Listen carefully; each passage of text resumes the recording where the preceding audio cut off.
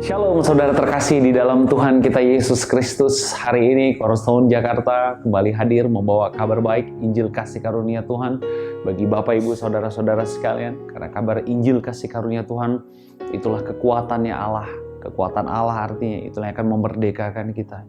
Itulah yang akan menuntun kita ke air yang tenang dan membaringkan kita yang di padang yang berumput hijau. Sebelum mulai sermon hari ini, saya ingin mengajak kita semua untuk bersatu di dalam doa. Bapa yang kekal dan Bapa yang kami sembah dalam nama Tuhan Yesus Kristus, besarlah kasih-Mu dalam kehidupan kami, besarlah setia-Mu dalam kehidupan kami, tenanglah kami di rumah-Mu, tenanglah kami dan amanlah kami di dalam rumah perlindungan kami, yaitu Engkau. Terima kasih Tuhan atas kasih-Mu. Sebentar kami ingin membaca firman Tuhan dan belajar. Bukalah hati dan pikiran kami, agar setiap hal yang kami dengar, setiap hal yang disampaikan hari ini dapat menjadi suatu yang baik bagi jiwa, pikiran, dan masa depan kami. Demi nama Tuhan kami Yesus Kristus, kami telah berdoa dan kami telah mengucap syukur. Amin. Bapak Ibu, di sermon sebelumnya kita sudah belajar bahwa Bethesda yang berbicara tentang House of Mercy, rumah pengampunan, yaitu berbicara tentang flowing water, bahwa tempat perlindungan kita adalah tempat yang maha tinggi, yaitu Tuhan kita Yesus Kristus. Dan di sermon sebelumnya kita sudah belajar bahwa bagaimana cara Allah mempertahankan kehidupan kita. Itu adalah melalui firman-Nya. Firman-Nya itulah yang akan memerdekakan kita. Firman-Nya itulah yang akan melepaskan kita. Dan kita juga sudah belajar bahwa tempat terbaik untuk kita tinggal di dalam perlindungan, di tengah kesesakan dunia seperti ini, tinggallah di dalam kasih karunia Tuhan. Hari ini kita ingin belajar firman Tuhan dari Mazmur 139. Mazmur 139 adalah Mazmur yang sangat panjang Bapak Ibu. Kalau Bapak Ibu buka nanti Mazmur 139, Mazmur 139, maksud saya adalah Mazmur 119. Maaf, maksud saya adalah Mazmur 119. Mazmur 119 adalah Mazmur yang sangat panjang. Mazmur 119 terdiri dari 176 ayat. Mazmur 119 terdiri dari 176 ayat. Kita buka sama-sama, kita tidak akan membahasnya satu persatu. Saya hanya akan meng-highlight beberapa ayat yang saya rasa penting dan perlu kita pelajari. Perikopnya berbicara tentang bahagianya orang yang hidup menurut Taurat Tuhan. Jadi kalau Bapak Ibu baca semua ini nanti ini berbicara tentang hal-hal yang berbahagia bagi orang-orang yang hidup di dalam Taurat Tuhan. Artinya bagi orang-orang yang hidup di dalam kasih karunia Tuhan. Ayat pembuka dikatakan demikian, berbahagialah orang-orang yang hidupnya tidak bercela, yang hidup menurut Taurat Tuhan. Ayat kedua, berbahagialah orang-orang yang memegang peringatan-peringatannya, yang mencari Dia dengan segenap hatinya. Di ayat ke-9, pesan ini khusus bagi kita semua anak-anak muda. Di ayat ke-9, dengan apakah seorang muda mempertahankan kelakuannya bersih dengan menjaganya sesuai dengan firman Tuhan. Hari ini kita perlu mengingat anak-anak muda, sahabat-sahabatku, saudara-saudaraku, bahwa cara untuk menjaga kelakuan kita dengan bersih adalah menjaganya dengan firman Tuhan. Menjaga dengan firman Tuhan ini penting Bapak Ibu. Menjaga dengan firman Tuhan ini sering jangan disalahartikan bahwa Mario, aku mau menjaga agar hidupku tidak bercela di hadapan Tuhan, bahwa aku harus melakukan perbuatan baik ini, aku harus patuh sama orang tua. Perhatikan baik-baik, setiap perbuatan baik yang anak-anak muda lakukan, siapapun kita di tempat ini, siapapun itu adalah result Bapak Ibu, itu adalah hasil. Tetapi itu bukan upaya kita agar Tuhan berkenan dalam hidup kita. Berbeda pendekatannya. Dikatakan, dengan apakah seorang muda mempertahankan kelakuannya bersih? Artinya, cara untuk mempertahankan kelakuan kita agar bersih adalah dengan menjaganya sesuai dengan firman-Nya. Nah, firman-Nya yang mana? Kemarin kita sudah belajar di sermon sebelumnya. Firman-Nya yang ada di Mazmur 119 ayat 88. Hidupkanlah aku sesuai dengan kasih setiamu. Firman-Nya yang mana? Firman-Nya yang berisi tentang kasih setianya Tuhan. Kasih setia yang dikatakan di Mazmur 119 ayat 88 adalah Bethesda, House of Mercy. House of Mercy, flowing water. Jadi Bapak Ibu, cara anak-anak muda untuk mempertahankan kelakuannya adalah dengan menyadari bahwa dia tinggal di dalam rumah pengampunannya Tuhan. Sehingga Dia tahu bahwa dia sudah diampuni. Dia tahu bahwa Allah sangat mencintai dia. Dia tahu bahwa Allah sangat mengasihi dia. And then selanjutnya apa buahnya? Buahnya apa? Resultnya apa? Resultnya adalah pada saat orang lain untuk mengajak dia untuk melakukan satu dosa, dia ingat bahwa aku kan tinggal di rumah pengampunan. Aku kan tinggal di Bethesda-nya Allah. Aku kan tinggal di rumahnya Allah. Kalau mau melakukan dosa gitu, aku tidak mau melakukan lagi. Aku tidak akan lagi mau ikut bisnis-bisnis yang tipu-tipu. Aku tidak mau lagi ikut melakukan kegiatan-kegiatan dosa yang tidak sesuai dengan firman Allah. Karena apa? Karena dia sadar betul bahwa dia tinggal di dalam rumah pengampunannya Allah. Jadi bedanya adalah Bapak Ibu, saya tidak mau melakukan dosa itu agar saya tinggal di rumah pengampunannya Allah. Bukan. Tetapi karena saya tinggal di dalam rumah pengampunannya Allah, maka dosa-dosa tadi tidak lagi mau aku lakukan. Yes, pendekatannya sangat berbeda Bapak Ibu. Ini penting bagi kita untuk mengerti. Karena sering sekali orang banyak mengupayakan perbuatan baiknya, mengupayakan usahanya, pendekatannya, agar Allah mengasihi dia lebih lagi. Tidak. Allah sudah sangat mengasihi kita. Pada saat dia memberikan anaknya yang tunggal, itu sudah selesai. Sudah selesai. Ini saatnya saya dan Bapak Ibu dimanapun kita berada untuk tinggal di dalam rumah pengampunannya Allah. Agar kita tidak melakukan hal-hal yang cemar.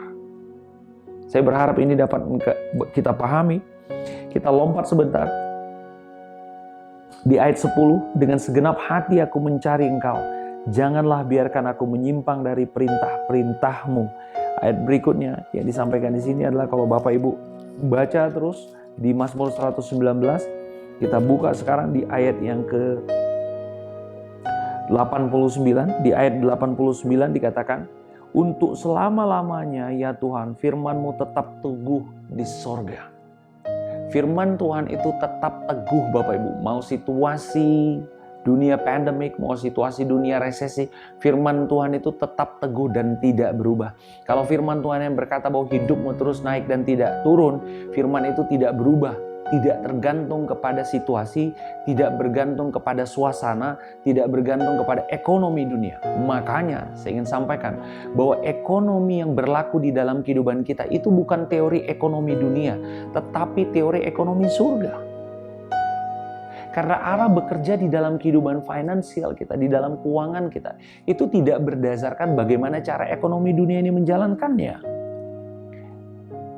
Allahku akan memenuhi segala kebutuhanku menurut kekayaan dan kemurahannya. Bukan menurut pendapatan GDP dari negara Republik Indonesia. Bukan berdasarkan pendapatan per kapita dari dunia ini. Tidak. Allahku akan memenuhi kebutuhanku, keperluanku menurut kekayaan dan kemurahannya. Jadi hari ini kita tidak dipenuhi Allah, dikasih Allah menurut hukum teori dunia. Tapi Mario, ini kan suasananya nggak mungkin lah. Ini situasinya lagi pelik. Mana mungkin kita ada namanya naik. Ya stabil dan tetap aja syukur. Tidak. Firman Tuhan yang berkata, hidupmu terus naik dan tidak akan turun. Dan engkau akan menjadi kepala dan bukan ekor. Itu firmannya. Nah, itu tidak pernah berubah dan teguh tetap di surga. Makanya waktu kita berdoakan, jadilah kepadaku. Jadilah kehendakmu di bumi seperti di surga. Jadi waktu kita berdoa, doa Bapa kami, jadilah kehendakmu di bumi seperti di sorga. Artinya, apa yang Allah inginkan terjadi di dalam kehidupan kita selama kita ada di bumi, berdasarkan apa yang kehendak Allah ada di surga. Amin. Allah menginginkan hidup kita sehat. Karena apa? Kehendak Allah demikian. Karena di surga saya percaya dan saya yakin tidak ada sakit penyakit. Jadi hari ini kalau ada di antara kita yang sedang mengalami sakit, ingat, kehendak Allah adalah kita sehat. Makanya waktu kita aku perkatakan di dalam nama Tuhan Yesus Kristus, jadilah kehendak-Mu Bapa di bumi seperti di surga. Dan aku tahu Tuhan bahwa firman-Mu itu tetap dan kekal ada di surga. Dan di waktu Engkau berkata, jadilah kehendak-Mu di bumi seperti di surga, artinya di surga tidak ada sakit penyakit, maka aku juga sehat selama aku di bumi. Amin. Wow, Saya berharap ini menjadi sebuah kabar baik bagi Bapak Ibu dimanapun kau berada. Ini menjadi suatu penguatan. Ini adalah gospel. Ini adalah kabar baik. Karena untuk selama-lamanya ya Tuhan, firman-Mu tetap teguh di surga. Ayat 97, kita lengkap beberapa ayat. Betapa ku cintai Taurat-Mu, aku merenungkannya sepanjang hari. Bapak Ibu, waktu kita merenungkan firman Tuhan, itu tidak membuat Tuhan semakin cinta kepada kita. Tidak. Tetapi pada saat kita setiap saat merenungkan firman Tuhan, itu akan membuat kita yang semakin cinta kepada Tuhan. Cintanya Tuhan di dalam kehidupan kita itu sudah full melalui kematian anaknya yang tunggal, yaitu Yesus Kristus. Jadi 24 jam kita merenungkan firman Tuhan, kita berjam-jam membaca firman Tuhan. Itu tidak membuat Tuhan makin mencintai kita, tidak. Tetapi itu membuat kita semakin menyadari bahwa Allah begitu mencintai dan mengasihi kita. Itu membuat kita semakin menyadari bahwa betapa dalam, panjang, lebar, dan tingginya kasih Allah dalam kehidupan kita. Jadi perbuatan baik yang kita kerjakan itu adalah upaya kita untuk membuat kita semakin mengetahui betapa Allah mencintai kita. Yes, amin. Berapa banyak di antara kita yang membaca Alkitab, mendengarkan sermon-sermon di YouTube, mendengarkan firman Tuhan, dan berharap agar Tuhan mencintai kita lebih lagi. Hari ini, malam ini, saya ingin berharap menyampaikan bahwa semoga pandangan kita itu dapat berubah. Karena perenungan firman Tuhan yang kita lakukan adalah bagian dari upaya kita untuk semakin mengetahui bahwa Allah begitu mengasihi kita. Amin. Wow, ayat 105 Bapak Ibu. Ini akan menjadi ayat yang sangat panjang. Saya berharap nanti Bapak Ibu setelah sermon ini dapat membaca sendiri dan merenungkan ayat demi ayat. Karena perikop ini, saya bisa bilang perikop yang pasal yang sangat luar biasa. Pasal yang sangat luar biasa, Mazmur 119 ini yang terdiri lebih dari 170 ayat. Di ayat yang ke-105, Mazmur 119 ayat 105. Firman-Mu itu pelita bagi kakiku dan terang bagi jalanku. Firman-Mu itu pelita bagi kakiku dan terang bagi jalanku. Sulit berjalan dengan tenang di tengah situasi dunia yang penuh dengan kesesakan ini. Sering kita tidak dapat mereka, ini kemana arahnya? Pergerakan harga saham, pergerakan harga dan lain-lain, ini kemana arahnya? Kemana arah perusahaan ini? Kemana? Sepertinya semua orang kehilangan direction. Teori-teori ekonomi dunia yang dulu berlaku sepertinya sekarang banyak diputar balikan seperti tidak berlaku lagi. Ingat, yang saya butuhkan dan Bapak Ibu butuhkan adalah firman Tuhan. Karena dikatakan, firman itu pelita bagi kakiku dan terang bagi jalanku. Jadi di tengah dunia yang kita tinggal, di dalam dunia yang telah jatuh ke dalam dosa ini, kegelapan sudah menyelimuti dunia. Tetap tenang, ada kabar baiknya. Karena firman Tuhan itu jadi terang bagi jalan kita. Saat kita bingung, Tuhan aku harus memilih yang mana? Tuhan aku harus melakukan apa? Tuhan aku harus ke kiri atau ke kanan? Ingat, ada firman Tuhan yang menjadi terang bagi jalan kita. Jadi pada saat kita mau memutuskan sesuatu Bapak Ibu, pada saat kita bingung tentang apa hal yang harus kita kerjakan, pakai firman Tuhan tadi. Pakai wisdomnya Allah, pakai hikmatnya Allah yang telah Dia berikan di dalam kehidupan kita melalui Yesus Kristus. Jadi hari ini Bapak Ibu, kalau kita bingung, kita nggak menentu, kita nggak tahu mau menentukan pilihannya, cari Yesus. Belajar dari Yesus. Di tengah tekanan, di tengah situasi, Yesus tetap tenang. Yesus pernah diblok agar tidak melewati suatu daerah di Samaria karena mereka tidak menyukai Yesus, disuruh muter. Ada tekanan.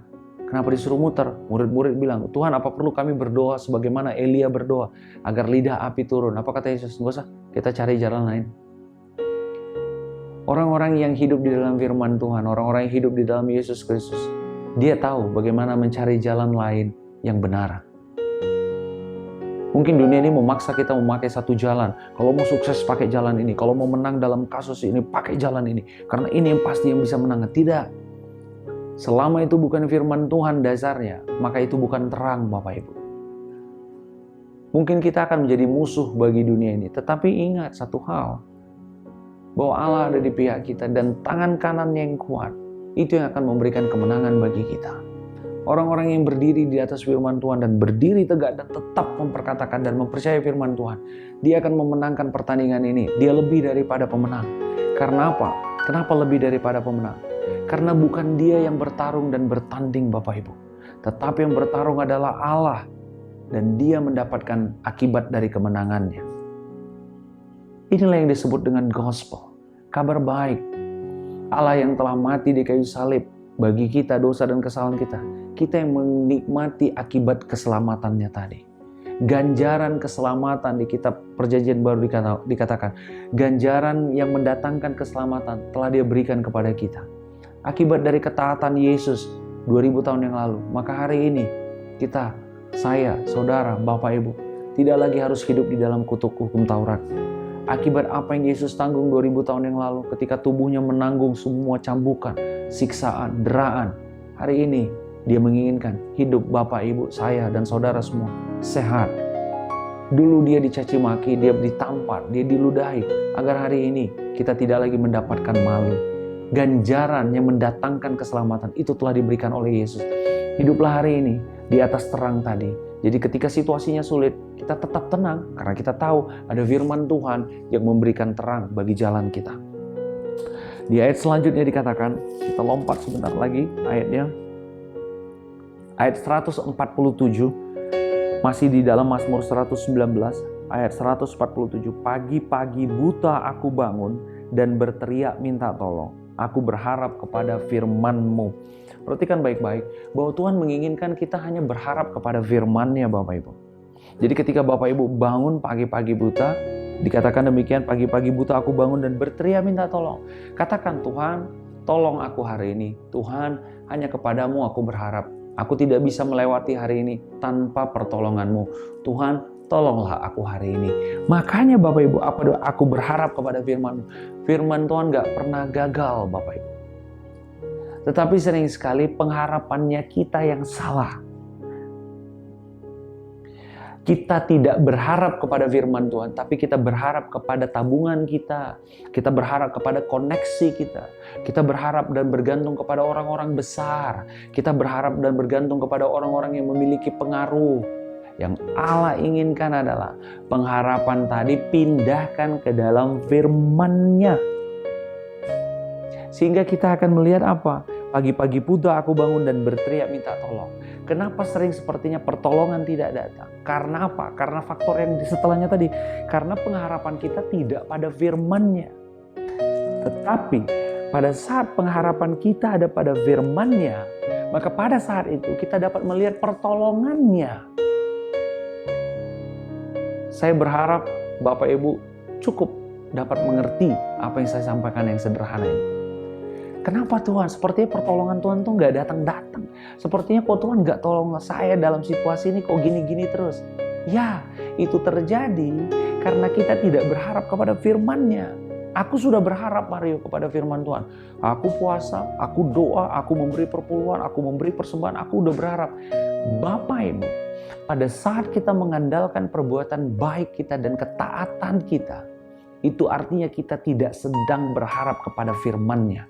Itu artinya kita sedang menyandarkan kebenaran kita kepada perbuatan kita. Makanya sering sekali pertolongan Tuhan itu tidak nyata dan tidak hadir.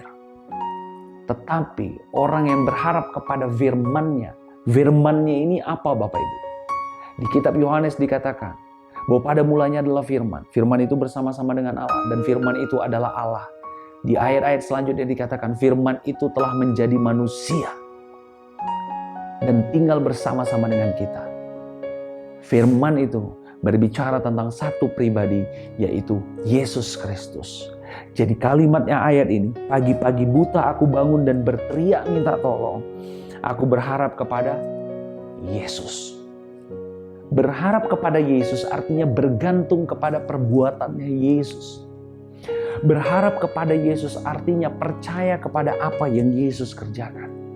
bukan kepada apa yang kita kerjakan atau apa yang kita lakukan.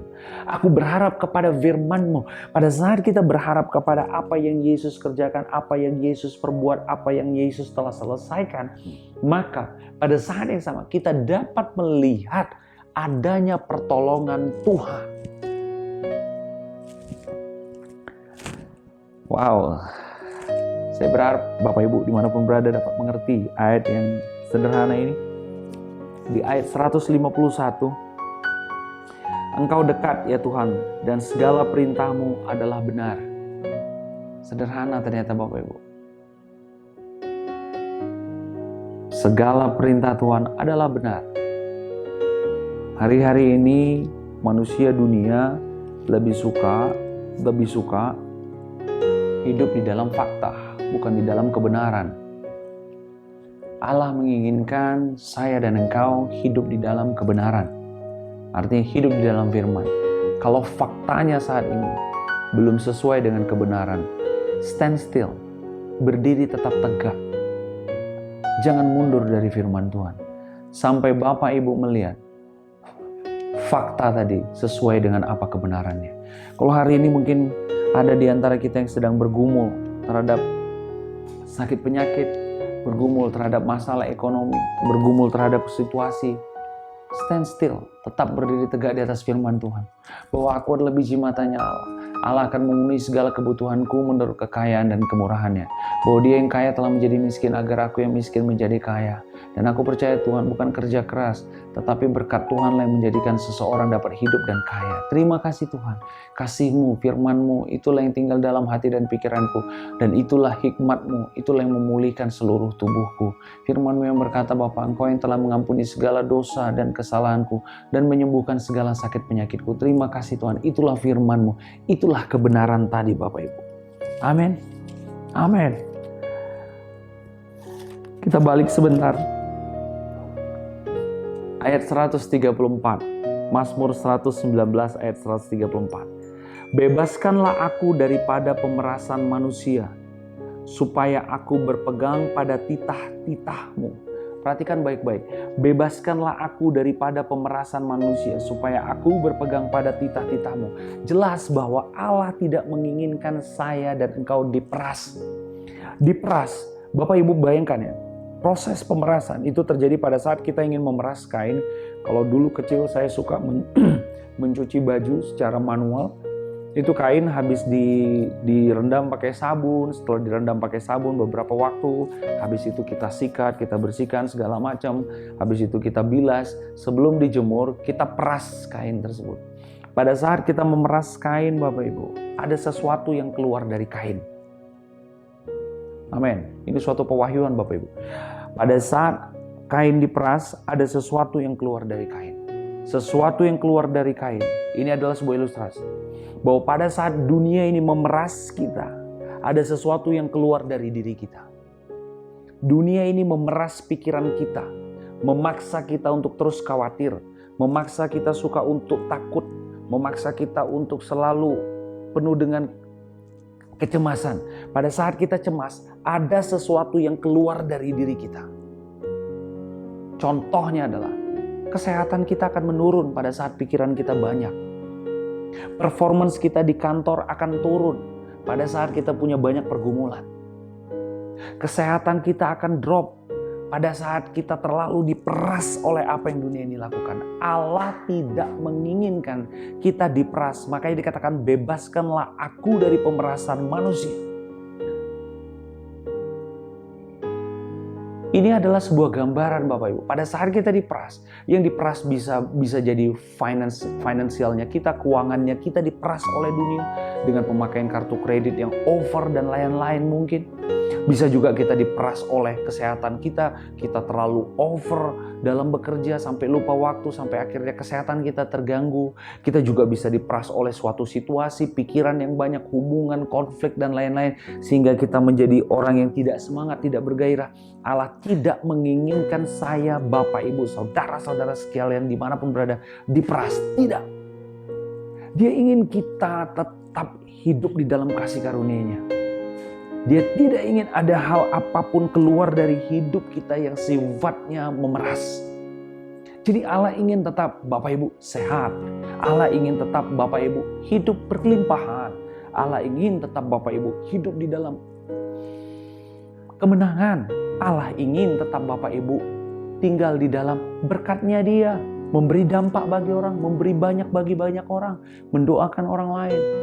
Sharing bagi banyak orang. Sehingga hidup yang kita jalani adalah hidup yang hidup.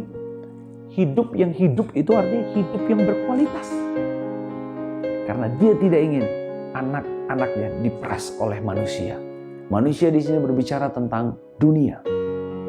Dia tidak ingin kita diperas oleh dunia ini.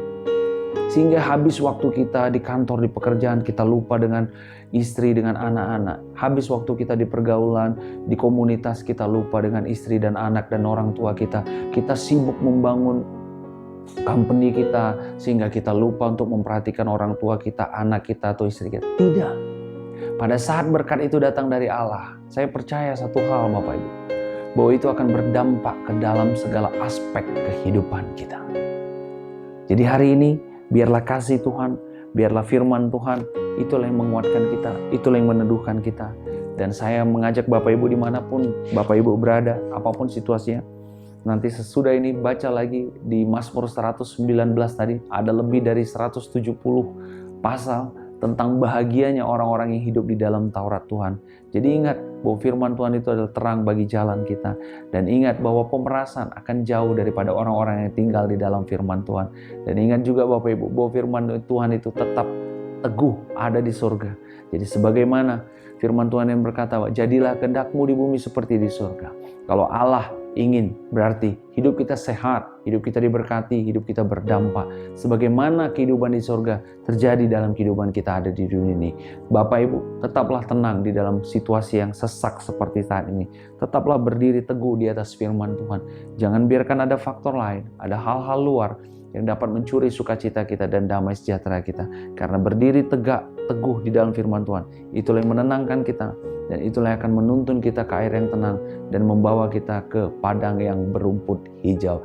Yes, saya Mario Martin Gultom berhenti berbicara hari ini. Saya berharap firman Tuhan yang disampaikan hari ini dapat menjadi suatu hal yang baik. Saya menyarankan Bapak Ibu dimanapun kau berada, baca lagi nanti Mazmur 119 secara lengkap.